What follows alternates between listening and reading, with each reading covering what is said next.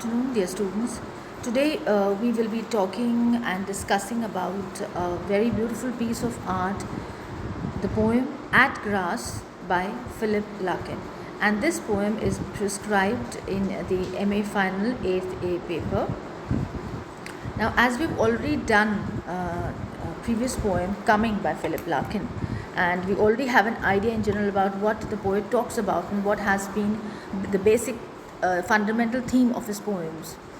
We here come to another poem, and this poem, of course, Coming was a nature poem where Philip Larkin spoke about the welcoming of the spring season and how he was desperate about welcoming the season, and how it could bring both, it could amalgamate the feelings of joy and sorrow in his mind and in his heart.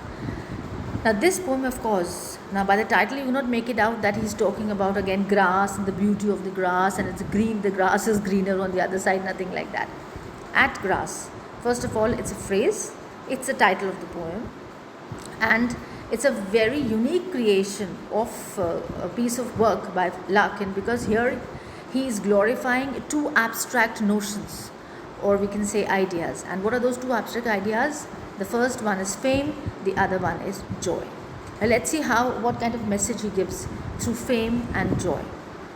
Are they connected? Are they intermingled? Are they interconnected? Of course it is. When a person becomes famous, then we consider that it is quite natural that the person also is joyful. But here the main characters in the poem, you'll be surprised to know, are the horses. And which horses? The race horses. You might be knowing about how in the races, they bet on the horses, and the horses are made to run, and they put their bets on any horse, and then that horse wins, and then they earn a lot of money. So it's kind of a so this is, again, the horses are the main characters here. And the title of the poem, or in fact the phrase, we can say, title of the poem is a phrase, At Grass. There's a preposition, of course. So it says, at grass, generally used to refer to something or someone put to the side. Now this is the basic literal meaning of at grass, where something or someone is put to the side. At grass. Okay. Now we can say it's a phrasal verb also. So the two race horses here, they have been put to grass and are forced to spend their days grazing in the meadows rather than utilizing them for running the races. Now this is obviously clear that when the horse is of no use, I mean, it's happening with with human beings also. Then if they have no use to you, they're being thrown away. Take a common example of the old parents. Even human beings are doing this. The parents are old, throughout the year they take care of the children, and the moment they become dependent on their old, and the children feel that they have to take care, and they feel they're of no use, they're not getting any money, any kind of help, any kind of support from the parents, so they just abandon them. This is the same case that happens with the horses.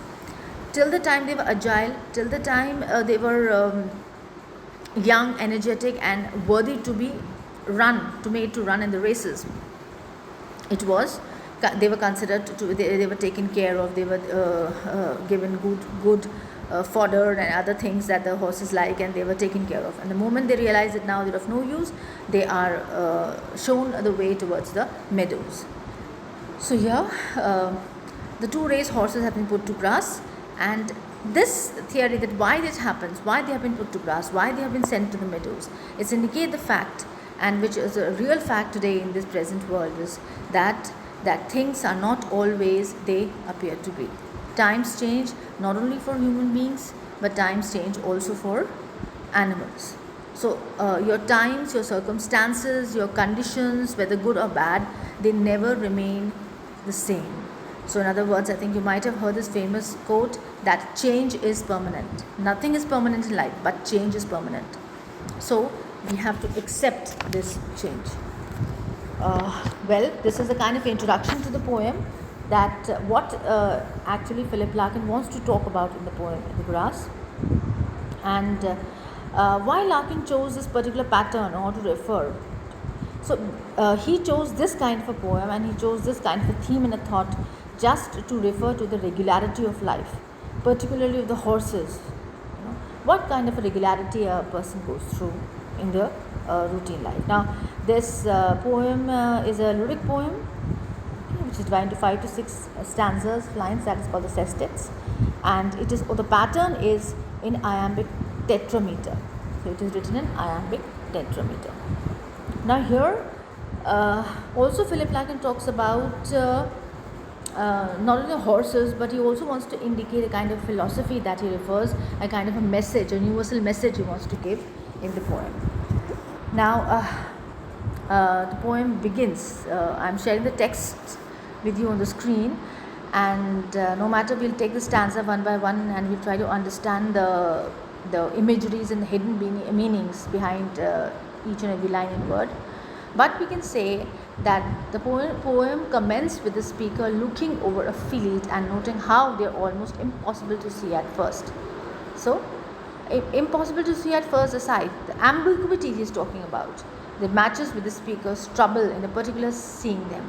So he says, how could it be possible that the horses, once they were running in the races, and now they just abandoned, and they're just asked to go and eat the grass.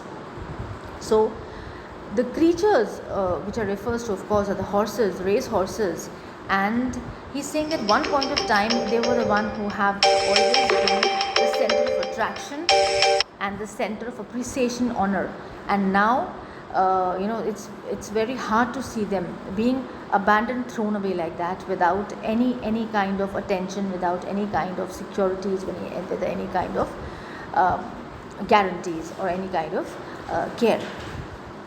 Now, Larkin here also thinks on their past lives at the track, and also wonders if the memories of fame and acclaim haunt the horses. Now, this is also, it happens.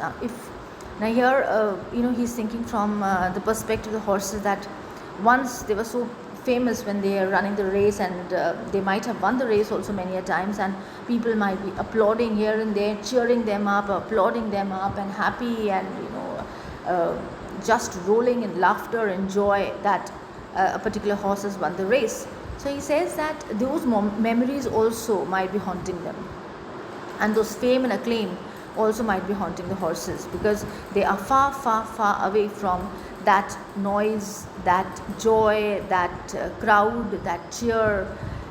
So it's also, when he sees that they are, but then he sees that they might be at peace now. They move at the pastures quietly, but sometimes these things might be troubling them.